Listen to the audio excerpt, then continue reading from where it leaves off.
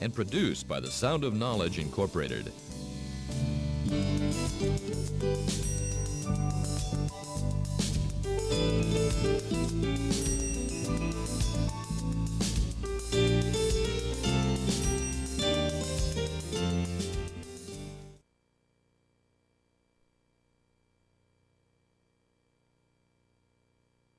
Feel free to interrupt with questions. Just raise your hand, and we'll be relatively informal for this. And I'm getting over a cold, so I'm more than likely to break into a coughing fit in the middle of this thing, and I apologize in advance. So this is the pros and cons of hiring hackers. I'm Scott Blake, Security Program Manager of the Razor team at BindView Corporation. And so just to tell you a little bit about who I am and why I'm having this conversation, I'm, unlike many of my peers, not really trained in technology. My training is in sociology. I have a master's degree from Brandeis University, and I was almost ABD before I dropped out and decided to pursue a slightly more lucrative career. I'm also an employer of hackers. Most of the Razor team is people who would self-identify as hackers, and you'll get a little bit of sociology in this talk, and we'll talk a little bit about what self-identification means and some of the problems with that. I've been doing research in this field, in security. I manage a team of researchers, and I've also done a lot of research in sociology, obviously. As well as operational. By operations, I mean IT. I've been a network manager, and I've been a security consultant as well, doing penetration testing, policy development, mostly for large financial companies and telecommunications companies. So I'm going to share with you some of my experiences with working with hackers, and what that means, and some lessons that hopefully will be useful for you with that. So, what is a hacker? It's a problematic term, and I don't really want to get into the debates over what the term means, but I do want to just sort of define my terms a little bit so we can all be on the same page here. Okay? The first 2 points are probably the key definers of what a hacker is in my not very humble opinion. An out-of-the-box thinker. Somebody who does not necessarily subscribe to the assumptions that might be made by a systems designer or a developer, or somebody who's designing a security infrastructure, for example.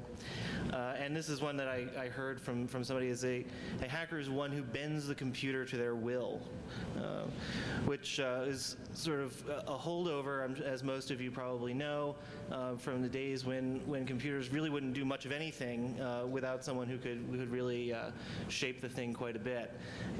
That's to a lesser extent true now, although certainly there are problems with modern systems as well, although it's not quite the same thing. So that's the broad definition. Okay? And we'll tone that down a little bit and specify it a little bit more as we go along. Those of you who aren't familiar with some of the history, and I should point out actually that there was a great piece on a Canadian, I think it was the CBC website several months ago, about the history of the word hacker, which apparently was invented by Shakespeare several hundred years ago, and we're referring to one who chops down trees and shapes wood, and hacking with an axe, right? And so I sort of have to chuckle every time somebody says, well, the word originally meant anybody who could make the computer do stuff. And, well, originally, no. I mean, we could go back a little bit further than that. It's not quite so new of a word. But the point, nevertheless, is that the media largely, apologies to those of you who are in the media, if anyone, has essentially made the term synonymous with criminal, which most of us would probably disagree with rather strenuously. And we'll get to that in just a minute. And this thing about the hats, most of you are probably familiar with this. This is the black hat briefings. Ostensibly, the speakers are black hats who are giving their perspective on things to other people who don't wear hats. But there's some texture to that as well. There's the idea of the white hat hacker or the ethical hacker, as well as the gray hat hacker, which is an interesting term, but basically is intending someone who uses the techniques of black hats, meaning that they are breaking into systems, but doing so for the betterment of the security community, which I'm sure some of you would think is a dubious proposition at best, but is nevertheless something that is a reality of the current situation. Okay, one term that a lot of people have kicked around as a counterpoint to the hacker term is the cracker term. Hacker good, cracker bad. Right? Crackers are people who break into stuff for bad reasons, and we can work with that. I can accept that as a postulate, but we're not really going to go there particularly in this talk. And also, of course, the script kid term, which I think we're probably all familiar with, referring to those who are just running scripts and not really creating new knowledge, which is another key point for understanding what a hacker is. It's somebody who's going to innovate in some way, to create new knowledge. Okay. Why would you want one? Presumably there's some interest around here of why you might want to hire a hacker. It's what the point of the talk is, after all. And there are essentially 3 points, I think, to that idea. You need experienced security professionals. It's very important to have people who know what they're doing when you're trying to perform security functions and to secure your networks. Obviously, that's people who know how to defend networks and systems also. We tend to, so those of us who come from a network background, I did a lot of network engineering in my consulting days, tend to think just in terms of networks and data that's in transition, but the systems themselves are obviously very important as well. I don't need to dwell too much on that, I'm sure. Innovation and forward thinking, of course, are desirable. We like that. That's good. And that's what hackers are all about, really, is innovating and creating new knowledge. So what might you want to hire one for? Well, security work, obviously, right? That's what we're all about here. Consulting and research are the two primary areas, but also system administration, implementation work, installing firewalls, installing IDS systems, rolling out your PKI, all that kind of buzzword compliant things that we all have to do. It's all very useful to have people who know what you're talking about. Yeah. Where do you find one? An interesting question. You can look around and let's see, how many people in the audience would self-identify as a hacker? Just raise your hands, please. A few. Wait, raise your hands high. Be proud. Be proud. Yeah. Okay. Couple. Yeah. Good. Okay. So Black Hat is a good place to do some recruiting, and I understand that the recruiting is quite hot and heavy in the hallways, and there were a couple of parties last night for companies that were trying to schmooze potential employees. That's cool. It's definitely a good place to go. Other security conferences, if you're looking for people who are more in the script kid side of things, you can go to DEF CON or H2K. You'll get some serious people there as well, but not nearly as many. IRC is an interesting forum and is a possible way to gather up folks. What you're going to find, though, if you start investigating IRC is that most of the people who are online are kids. They're not generally the more serious professionals, or if they are using IRC, they're not using it in ways that you would be able to identify them as hackers. So I would personally rather downplay that as a recruiting forum. Most of the people who you're going to be interested in hiring are not going to be found on IRC, at least not as such. Poaching from other companies is a tried and true method of hiring experienced people. Consulting houses that actually advertise the fact that they hire hackers, such as At Stake, Rent a Hacker, et cetera. There are several others. There are also a wide variety of security consulting companies that don't advertise that they hire hackers, but largely you'll find that their staff is populated by people who would in fact self-identify as hackers, or at least as ex-hackers. Universities are also an interesting place to go, and I would, however, encourage you to focus more on graduate programs than undergraduate programs if you're looking for employees. Okay? Now, this is the part where we start getting into a little bit of sociology. Okay? Hackers are individuals, right? Individuals are good, right?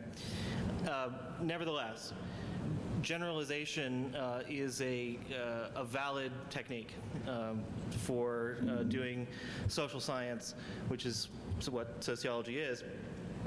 And there are certain trends that you can identify in groups of people. And those trends can be more and less useful with a lot of variety in what those would be. Just a couple of quick points on some observations on trends amongst hackers. The idea about the hackers being teenage boys is largely a myth. Most of the hackers who are worth employing are significantly older than their teens.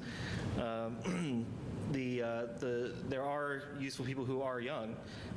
Don't get me wrong, but that's largely and young is all relative, right?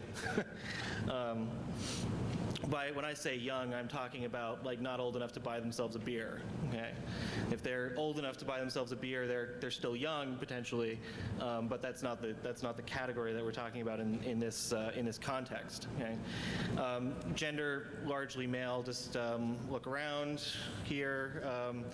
We have a couple of women in the audience, but not very many, and that's true of the conference at large. Although that's been changing over time, which I think is a fantastic trend. Yay. But generally speaking, you're talking about guys, right? Mostly white.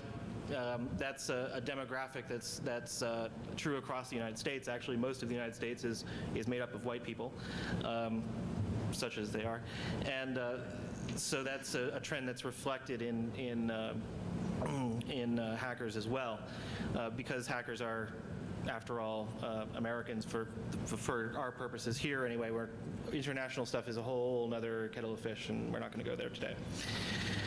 Class, generally speaking, hackers come from affluent backgrounds, and by affluent, I'm basically speaking to the upper half of the income spread in the United States, which means a family income in the neighborhood of greater than $50,000 to $60,000 a year at current numbers. And that's not all that surprising when you think about it, when the computer ownership in the United States is largely the upper half of the income spectrum, and so that would be where the exposure comes from, where people will have the opportunity, to have those things. So the idea here in understanding the differences between individuals and groups and trends is to start setting expectations, and this is primarily your expectations, as to what you're going to find and what you might be able to predict. Okay? Prediction is the goal of science, as a rule, and that's even true among the softer sciences. So, excuse me. Understanding some of those trends and the groupings that might be relevant will help you to understand what kinds of things to look for, and also can serve as a flag for you of whatever context when something doesn't match your expectation. Okay? If you're predicting that a hacker is going to be someone in there, the kind of person that you're going to want to hire is going to be somebody who's male, white, from an affluent background, and in their mid-20s to mid-30s. If you identify somebody who doesn't fit that profile, that's worth noticing. Okay? I'm not saying that that's exclusionary in any way, but it is worth noticing that and identifying what's going on there. Okay? There may be good or bad reasons for that mismatch, and it's something that you want to be able to investigate. Okay? So, the pros, what we all came here for. Okay? Hackers are, by and large, bright, creative people. Right? Bright, creative people are good. That's what we like. They're the people who are going to create a lot more value than people who are dull and uncreative. And that's what you're always looking for in an employee. Many are not motivated by money. Now, don't get me wrong, that doesn't mean that you can pay them squat. Okay? In fact, they will command top dollar in most cases.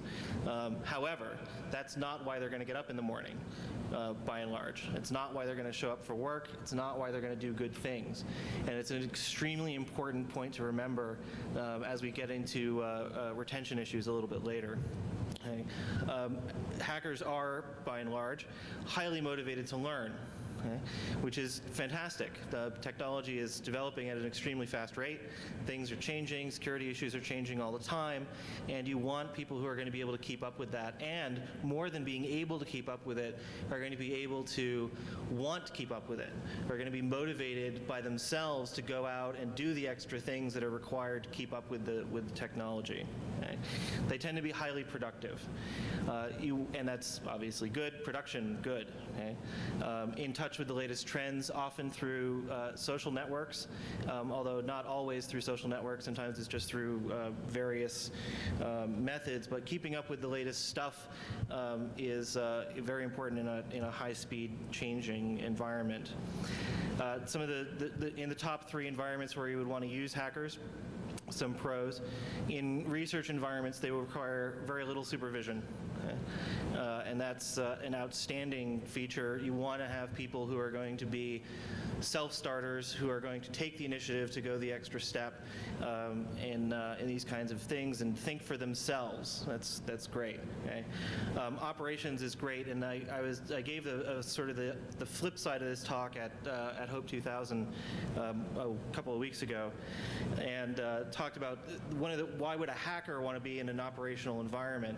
The main reason there is it's data rich. There's all sorts of stuff happening, particularly in a larger organization. There are incidents that they have to respond to. There's forensics duties to take care of. There are changing network architectures that need to be responded to, planned for, built up, and this changing contour can be very, very fun. Consulting is fairly obvious. You can both scare and impress your customers, which is, after all, what consultants are in the business of doing. The cardinal rule of consulting is get the follow-on business, right?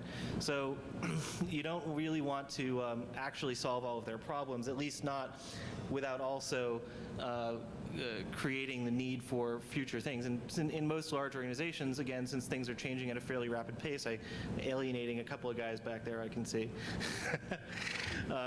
That's going to be a constant anyway. You're going to need to have follow-on business on a fairly regular basis. But you always want to be able to scare them with the new stuff that's happening, and that's good. We like fear, uncertainty, and doubt, right? The cons. It may be hard to focus a hacker on what you want them to do. Go figure. They are, by and large, bright, creative people. Bright, creative people like to do what they like to do, and as long as what they like to do is what you want them to be doing, then you're all set. But if it isn't, then you may have an issue, and this may be a con. Okay? The youngsters, and again, by the youngsters, we're basically talking about people who can't buy their own beer, will require a lot of supervision. I can attest to that from experience. In a lot of different fronts, mostly having to do with work ethic, wandering attention, and the like. Okay? Some, and I hesitated to put this point on here, because it's not broad, but there is a notable minority within the hacker community that has very poor communication skills in one or more of the three areas that I've identified here: oral communication, written communication, and process communication. And by process communication, I'm talking about dealing with the corporate environment, dealing with working within a project, working within a set of tasks that need to be accomplished in sequential order, preferably. Peer review may not be something that wants to happen. And it plays directly into the last point here, which is that damn superior attitude, which so many of them have. As well we should. As well you should, thank you. Yes, very true. It can, however, be an impediment in certain working environments. One of the cons that I listed to the kids at Hope 2000 for doing operational work is that the vast majority of their customers are going to be extremely ignorant, and they're going to find that very frustrating. This is where that damn superior attitude can really come into play. There will be a tendency for people to take a sort of cowboy approach to things, to go off and do something that they think is really cool, which might in fact be really cool, and often is, and that's great, but it may not also. It may turn out to be a complete dead end for whatever you were trying to do, even though it was still cool, but didn't necessarily have a lot of business value, shall we say. And that cowboyness can be something that you want to keep an eye on. Okay. Continuing on with some of the cons, they do have a tendency to see things in black and white. There's a strong tendency amongst technical people in general, I think, and less having to do with hackers in particular than with technical people in general, to like neat boxes that things can be fit into. Good and bad are things that will be very quick to be judged, and don't tend to be particularly tolerant of some of the gray areas in modern life, which ties actually into the third point of politics. There's a very strong libertarian tendency amongst hackers. Not that any of you would have guessed that, I'm sure. Sorry? As well there should be, was the comment. I'm not going to touch that one. But it can be, how can I put this, difficult to deal with that in certain environments. It may not be wholly appropriate in a corporate environment for the religious pursuit of absolute constitutional rights. And I think that might be a good thing for us to talk about in the question and answer session at the end, if you have any more questions of things that you might be. Anyway, pursuing dead-end directions too long, I alluded to a little bit earlier. There's a part of this tendency to see things in black and white and in terms of their inherent technical challenge and technical benefit can lead to the pursuit of business issues or the pursuit of technical issues beyond their business utility. And an example of that would be a research project that doesn't ever connect up to whatever it is that a company is doing for their profit motive. And I can give you some examples of that if people are interested. Smelling snake oil can be really difficult for consulting and product companies in particular. They will tend to have a low tolerance for software that doesn't exactly do what the marketing people would like to say that it does. And for providing consulting services that are more geared toward follow-on business than for the betterment of humanity. So, sorry? I call that a con. Yeah, the question is, do I call that a con? Yeah, I call that a con from the business point of view. Businesses would really much rather be able to pass off their snake oil on everyone, including their employees, than have it challenged in the vast majority of cases. if they're doing competitive intelligence, it can be useful. But in most cases, it is actually not useful for that, followed on with the tendency to see things in black and white, where the snake oil is categorized as bad. Right. No. Key concerns, and this is one that is an interesting topic to talk about, and one that I get asked by the press on a fairly regular basis. Is how can you let them in to do this stuff? Isn't this the bringing in the wolf to watch the chickens? Or as I was talking to a British guy this morning, bringing in the poacher for the gameskeeper, watching over the games warden, right? The game warden.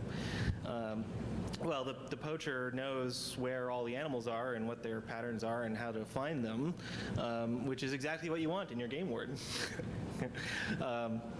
But poacher generally has a indicated tendency toward, shall we say, bending the rules a little bit, which is an association that is very often made with hackers, particularly those who are wearing the gray or black hat moniker.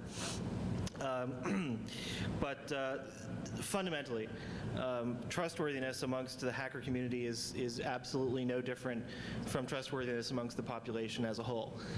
You take any cross-section of any group within a society or a culture, and there's going to be some percentage of people who are not trustworthy, and the vast majority are going to be trustworthy. And that's no different with hackers. However, it is more of an issue with the youngsters, largely because they don't tend to communicate very much with their employers, and I'll come to that point again in a minute. But also because, as I say up here, they have less to lose. There are, that'll tell you my joke that I'm passing around here. What's the difference between a white hat hacker and a black hat hacker? A more $100,000 a year is the guess. That's not my answer, though. My answer is a mortgage, right? Because I think actually that the salary is important, but in a certain way it's sort of easier to give up than your home. And often along with the mortgage, in many cases, comes the wife and kids who have certain expectations about continued employment and so forth. Not even necessarily continued employment at a given level, but the ability to pay the mortgage is right up there on the priority list. So that's my joke for the presentation. I won't have any more jokes for you. How do you decide on an individual basis? Right? Well, we've established that the group of being a hacker is not going to do you very much good in deciding whether or not somebody is trustworthy. So the way that you decide is the same way you decide for anybody else. You check your references. You do a background check. You do all of the things that you would normally do when you're hiring somebody, particularly somebody who's going to be in a security-sensitive role, which is often a higher standard than somebody who is not in a security-sensitive role. You may also want to use some particular techniques, such as IRC, especially for youngsters. If you're going down that road, there are going to be people out there who know what's going on, and this is hearsay, right? So you take it all with a grain of salt. But the single best thing you can do to address the concern is to talk to them about it. Perish the thought. But you could actually say, so look, you say you're a hacker. There's all this stuff in the media about hackers. Talk to me. What do you think? Do you think this stuff, and what you're looking for in this conversation is the person getting defensive, right? Are they gonna come back and say, well, you're an asshole for asking me that question? Okay. Or are they going to say, you're right, the media does portray us in this way, and there are reasons why the media portrays us in this way, and here's why those reasons are wrong. Okay. Reasonable communication amongst adults. I know it's a crazy thought, okay? But ultimately you need to make a judgment call, and that's why managers get the big bucks. So, if there is a problem, and because you did all the right things but still didn't quite manage to catch somebody, how are you going to know? almost certainly, particularly in an operational environment, if you're hiring a hacker, this guy is going to be the person, most likely a guy, who knows your security systems better than anybody else. Probably has root access on most of the important systems, probably has permissions to look at the audit logs, modify the firewall rules, look at the intrusion detection systems, and so forth, add users. Note point two, if you've got somebody who's really worth having, who's a really valuable asset to your organization, you will never know. That's life. Okay? It goes to trust. You've got to have it. If you don't have it, then you're wasting your time.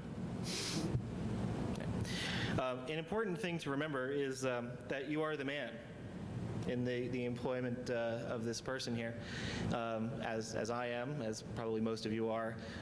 We are either an instantiation of the man or to a greater or lesser extent. This is the title of the talk I gave at HDK, by the way, was Selling Out the Pros and Cons of Working for the Man. The man is pretty much anybody when you really come down to it. It's obviously the government, right? There are if you want to think of an example of what constitutes the establishment, well, the government is basically it. I mean, that's obvious, right? And I encourage anyone who disagrees to discuss it with me when we get to the question and answers. Profit motive companies invariably are the man. It's capitalism at its finest, and that's the profit motive is at least honest about itself, like, shall we say. But also, if you really dig down into it, universities and other places that are not for profit will be beholden to places that are for profit for their funding, or to the government for their funding, and thus have the same kinds of concerns that you're going to find in other places. And so when it really comes down to it, if you're accepting a paycheck, you're probably working for the man. The odds are extremely good. Okay. So, retention issues for your hackers that you've just hired. It's a very, very hot job market. Is there anybody here, let's just do a quick show of hands, who got recruited at the conference? Raise your hand. Anybody who was approached to work at another company? Few hands, not too many. No, not as many as I expected. Okay, we'll talk after the talk here. Sorry, I'm hiring, so if you're interested, drop off a resume afterwards. Security people are getting big money. It is very, very hot. Nobody in the security market who's worth anything is going to be unemployed for any longer than they want to be, and they will probably be able to command the kind of salary that they will be able to enjoy and raise their families and send their kids to college without a heck of a lot of difficulty, unless they're in the government. But they won't stay there for very long in many cases unless they have a mission. So it's also these are things that are going to lure people away from you, by the way, particularly if you're in the government. The private industry is going to be luring your people away in a big way. The volatility of the stock market also, if your stock tanks, people tend to be fairly short-sighted about the stock market, but I don't know if you sort of think it through, when the company's stock is low, that's the worst possible time to leave, because if you're going to cash out your options, then you're going to cash them out for very little, and you have to exercise within certain period of time between termination of the employment. So you really want to quit when the stock is high, right? So you can cash out your options and get your big paycheck. But whatever, whenever the stock is low, everybody wants to leave. So I don't know why, but that's the case. They're free spirits, and that's sort of a double entendre there. Recruiting parties and so forth often include free spirits and beer and wine and so forth. But hackers in particular are free spirits in their persons as well. Sorry, I promised no more jokes, but couldn't quite resist the pun. They will want to wander. They will get tired of one thing without too much prompting, and it's something you need to be aware of for retention. So these are the points of things that are going to take them away. What are you going to do to keep them? Well, the same thing you do to keep anybody else. You have to keep them happy, and you keep them happy by providing them with interesting and challenging work, and preferably not being too much like the man. Right? An important point is how to fire a hacker. Okay? Actually, a friend of mine does a whole thing on firing not only hackers, but IT professionals in general. It's a very, very interesting talk, and it's a very interesting topic. But these 3 points will serve you in good stead. Carefully, you need to plan, right? Think about what it is you're going to do and what the impact of that is going to be. Think about why you're letting the person go and whether or not they're going to be pissed. Good thing to do. When you do it, you want to be especially decent. Aside from the fact that you want to be decent whenever you're firing any human being who has thoughts and feelings and whatever, it's just sort of the civil thing to do. But you want to be especially careful when there's that somebody might come back and get you. Most of us probably sitting in this room have the knowledge to do that. Certainly everybody in the next room over has the knowledge to do that. And so if you need to let them go, then you need to be aware that's going to happen. Or not that it's going to happen, but that it's a possibility, and that you can increase or decrease that possibility by the way in which you do this, okay? Dramatically. Communication, I keep coming back to this, it's the adult thing to do, but to actually say, well, it is that you're a jerk, and because you never show up for work and you don't do anything, and, well, frankly, I hate your guts. That's probably not going to be especially productive. Doing something that might be a little bit more productive, assuming that is the fact, right, would be to take a different approach and maybe take it into budget cuts, or do it with positive recommendations. Obviously this is not going to be something that's coming out of the blue if this is the case, or it better not be something that's coming out of the blue. Okay, the first time that your employee, and this goes for any employee, I would hope that you would all know this. The first time that they hear that something is wrong with their employment your assessment of their performance should not be when you tell them to get outside, that they're going to, that they're being escorted from the premises. Okay, that's bad. That's not a civil way to do things. Okay. I don't want to dwell on that too much. So we'll just wrap this up here, and we'll go to questions, because I'm pretty sure that there are some. So understand your problem. And this is a deeply textured point, actually. Understanding your problem is why are you hiring a hacker? What do you think that they're going to do for you? How have you structured things so that this is going to help you in some way? What do you want them to do? These are all aspects of understanding your problem. Know what you're looking for, which is sort of fundamentally the same thing as understanding your problem. Are you looking for some guy who can crack into your web server just because they feel the need to do so? That's probably not what you're really looking for. What you're really looking for is somebody who can provide you with business continuity, with taking away the ability of other people to do these trivial things that the script kids are so often doing. And that's a more complicated, it requires a richer breadth of experience on the part of the employee. Okay? And communication, I just can't stress that one enough. It's so important, and it's so rare. I don't know about what your experiences are, but it has certainly been my experience that people are very reluctant to be honest in their communications, particularly when in a business environment.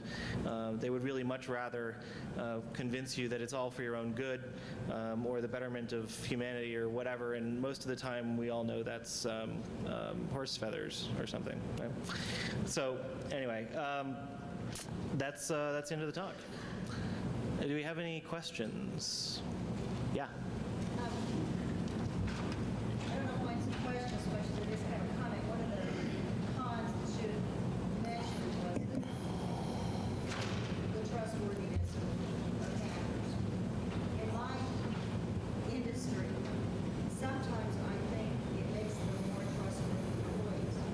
I work in the financial industry, and sometimes I believe that they are more likely to do a good job and be less likely to steal stuff to get financial gain. Okay, the comment here is that correct me if I'm not understanding, is that in some environments, actually somebody who has a hacker background is going to be more trustworthy than other people because of the financial motivation that. Because they're less motivated by money, they're less likely to steal money. Yeah, embezzlement and so forth. Right. Yeah, I would be inclined to agree with that. Now, you started off by saying that should be listed as one of the cons. No, you mentioned that trustworthiness. Oh, that trustworthiness is one of the cons. I see. Right. I see. I'm not sure that. I think it's one of those things you have to evaluate. If I was a government person thinking about it, I might think twice before hiring a hacker. But if I was a company providing financial services for small investors, hey, these guys may really be motivated. Right. The point is being made that a government agency, for example, might really want to consider very carefully before hiring a hacker, whereas a small financial services company would probably think that would probably be very motivated and would be in positively to hire somebody to provide those kind of services. And I would be inclined to agree, but I would be hesitant. I think we have a confounding variable, which is the politics. Yeah. I mean, just think about it for a second. No matter what role you're trying to fill in the government, do you really want to hire an anarchist? Right? Or a libertarian, for that matter. Do you really want to hire somebody to be a leading bureaucrat in the IRS who fundamentally believes that the IRS is stealing from the people of the United States? We had an issue. We lost an employee, a very skilled employee, because I work for a financial institution, and they had suggested, they didn't keep track of who did it, was to go out to the Securities and Exchange website and write a letter supporting that they raise the IRA limit, okay, to allow it to go to $5,000. And this person quit explicitly because they did not want to have they didn't want to be involved with a company that would try and impact political change in that way. We would support. Right. So, if I could paraphrase for the people who can't hear, you're making the point, I think, that politics is a relevant issue for anybody, not necessarily having to do with hackers, but it's something that you want to keep in mind with any employee. Is that a fair characterization? Okay. Yeah. Hi. I've got two questions actually. The first one is, what is your view on hiring a convicted person? And the second one is, what's your view on persons who perhaps should have been convicted but never were? Okay, I can tell everyone heard the question, but I think I need to repeat it for the recording. The question is, what's my view on hiring convicted persons of not necessarily felonies, but misdemeanors presumably as well, and also persons who should have been convicted but weren't. The simple answer is it needs to be handled on a case-by-case basis, right? But that's really a cop-out. Right? Fundamentally, it would definitely be probably 2 strikes and a 3-strike process for the evaluation of whether or not to hire somebody.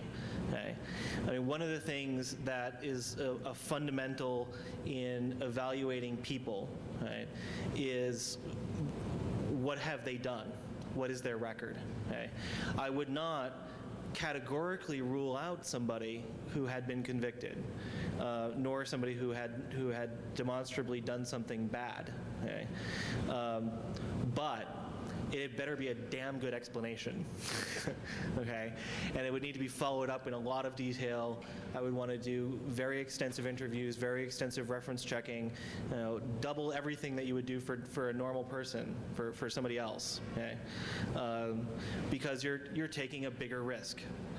That's a fact. Okay? And it may be very unfortunate in a particular case that it is a bigger risk, but the general trend, nevertheless, you can't ignore that. Okay. Yeah, you're next. Go ahead. Yeah.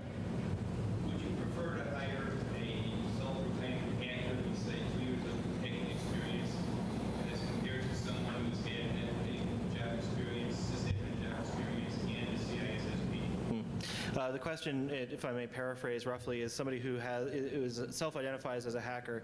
My hiring preference in somebody who self-identifies as a hacker with a couple of years of experience versus somebody who has network engineering, system administration, and a CISSP background, which I'm gathering is sort of how do I, the essence of the question is how would I personally compare the CISSP accreditation versus real-world hacking experience, right?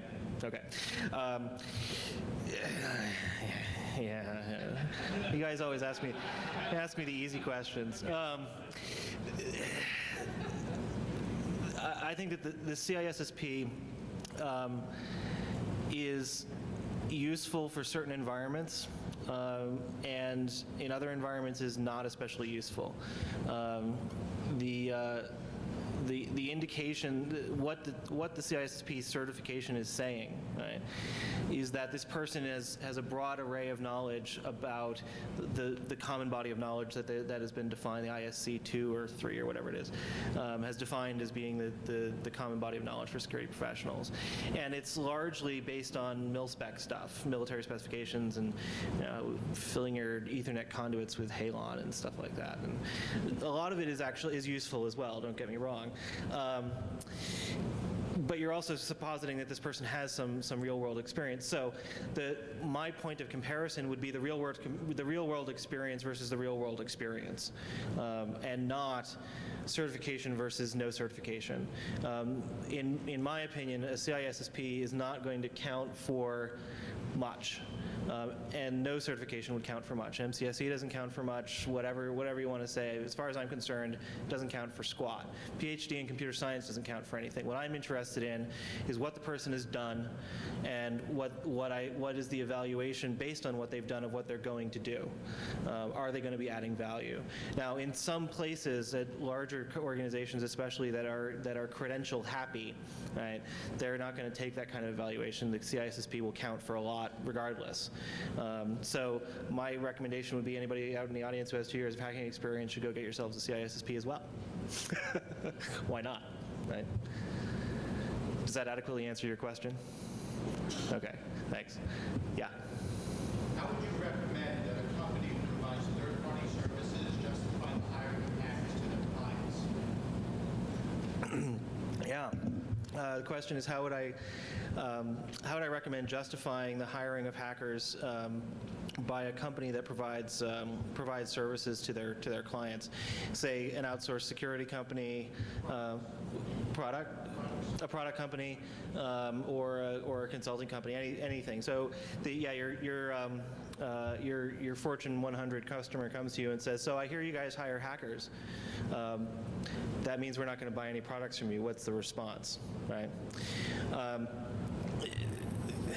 The response can be a couple of different things, and it depends a lot on sort of the interaction that you're in at the time, obviously. But in the most verbosity that I will have here, the response that you would want to have is to first off identify what you mean by hacker, and if they're asking the question, typically they are under the misconception that a hacker is a criminal, right? And you may, depending on the circumstances of the particular employees in question, be able to say, well, you're coming in here with an assumption that hackers are criminals, and our employees are not criminals. We do not hire convicted felons. You may be able to say something like that. Or we do not hire people who have been convicted of computer crimes. That can be very reassuring. Okay? You don't want to say that if it's not true, though. In a lot of cases, it will be true, and it would probably be desirable, particularly in a business environment, that it is true. The caveats of my previous answer notwithstanding on that. And that may be enough. If it's not enough, then you need to spell out exactly what it is that you've brought them on for, what value that they're providing to the company, which in turn is being provided to the customer. And if you don't have an answer to that, then you probably shouldn't have them on your payroll. If you don't have an answer to that question, being able to say, we've hired this person who is a famous hacker because they have done this work and this work and this work, and it has benefited you, our customer, in this way and this way, then you probably want to steer clear of the whole topic and not get involved in the first place, because then it goes to my conclusion point here of understanding your problem, right? Why is it that you're trying to hire a hacker? And if you don't have a good answer to that question, then you probably don't want to do it. More questions? Yeah. I came in a few minutes late, and you might have mentioned this at the beginning of your talk, but are there instances where self-employed hackers have been hired for a job and then done some kind of illegal activity that they've been convicted of? I mean, are there examples of that? Yeah, the question is, are there examples of somebody who has been a self-identified hacker subsequently doing something for which was a firing or convicting offense later on? And I see people in the audience nodding their heads. I do not have firsthand knowledge of that, but I don't doubt that that's the case for a variety of reasons. Not the least of which is that most people don't really take that much caution when they're hiring people in doing background checks and really evaluating a person on their own terms, which is really what you need to do in making any hiring decision. So the people who are nodding their heads, can you share? Yeah.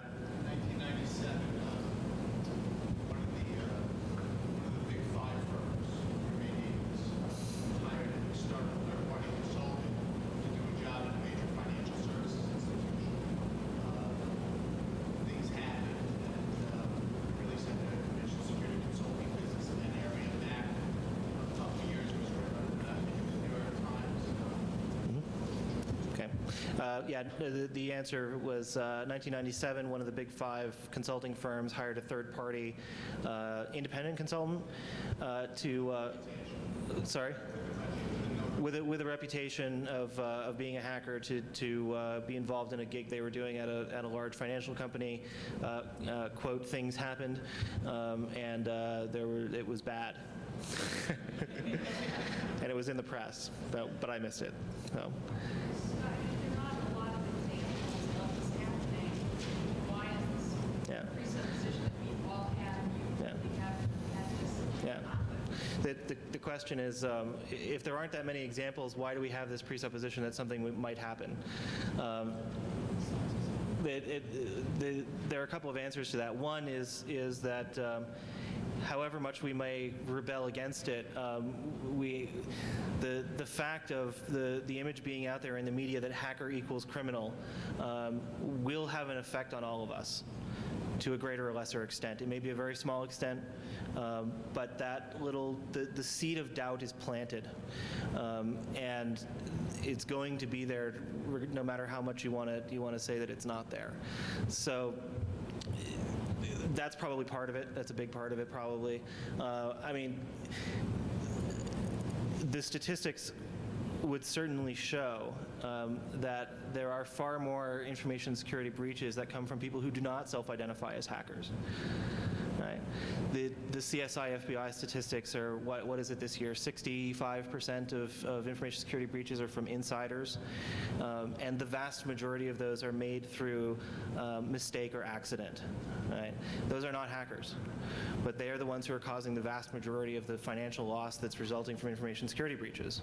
Right? And if it is a mistake or an accident, then the fact that they're a hacker is probably not relevant anyway. Right? I mean, if you didn't do it on purpose, then your skills don't really count, I don't think. So I think that's probably is that a satisfactory answer for you? I'm just kind of crazy. It just seems to me to have, I mean, I can see why I have to use deep inside the profession. It just seems to me that unless there's an enormous amount of anecdotal evidence, and unless there's been a lot of, why is there an assumption that Yeah. the person who says essentially, I've done on-the-job training and I can be a worker? Yeah. Why would you assume that? Let me add to my original answer, actually. Part of that is the self-identification point, which I forgot to get into. Pardon me for that. Which is that everybody who self-identifies as a hacker, I would not consider a hacker. Okay? There are a lot of people, in fact, who self-identify as hacker that I would personally consider to be script kids, or worse. And so the self-identification issue is really key here. Just because somebody sends in a resume and says on their the objective point line of their resume, I want to get a job as a professional hacker because I am a hacker, doesn't make them a bright creative person. It doesn't make them somebody who's going to create new knowledge. It doesn't make them someone who can bend the computer to their will. It doesn't make them somebody who is worth hiring, necessarily. And so, I'll give you an anecdote from sociology. Okay? 98% of Americans self-identify as being members of the middle class. Okay? This includes income ranges from essentially nothing well into the upper six figures.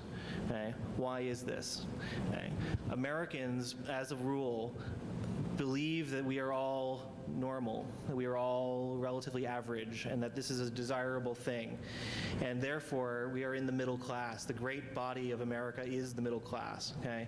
When in point of fact, okay, if you are making six figures, for example, or even actually it's around $90,000 a year, you are in the upper 10% of the income distribution within the United States, okay?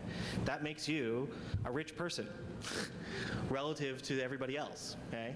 So you may self-identify as being middle class, but an objective observer will identify you as being in the upper class just because statistically you're in the upper 10%. Right? Now you can redefine that as 20%, 15%, 10%, 5% rather, whatever you want to do. Wherever you draw that line, no matter what it is, unless you draw it at the upper 2%, which is really, really rich people, I might add, you're going to be self-identifying. Okay? And the same holds true at the lower end of the spectrum as well. Okay? The poverty line for a family of four in the United States this year, I think, is $16,000, $17,000 a year. I don't know if anybody here has ever tried to raise a family of four on $16,000 or $17,000 a year, but it's hard. It's not a lot of money. And an objective observer, again, would typically classify people who are below the poverty line as being poor. Yet, the vast majority of them self-identify as being middle class. Okay? So there's a problem there with self-identification, and self-identification is actually probably the least reliable measure of figuring out what people do. My own area of study, actually, as a sociologist, was primarily in gender studies, and there are some great stories about people who would say things like, "Yeah, my wife and I, we split the housework 50-50 right down the middle." And when you go and then observe what they're doing, what that means is that she does the second floor of the house that's split level ranch, and he does the lower half of the house, which is the basement and the garage, and she does the floors and the cooking and does all of the laundry because the laundry facilities are up on the second floor, and does all the vacuuming and the dusting and all of the traditional women's work stuff of the housework, and he's still doing the traditional men's work. And so the 50-50 characterization may not necessarily be the best characterization of what there is actually happening there, right? So I've gone long-winded on the self-identification thing. If anyone wants to follow up on that, they're welcome to. Or other questions.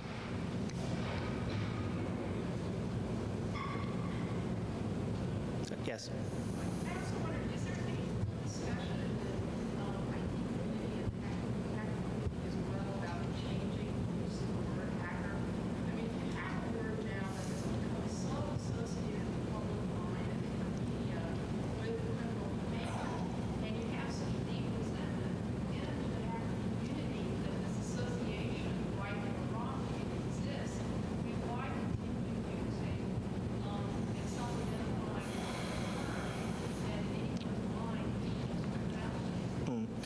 The question is, why continue to, correct me, I'm just paraphrasing again.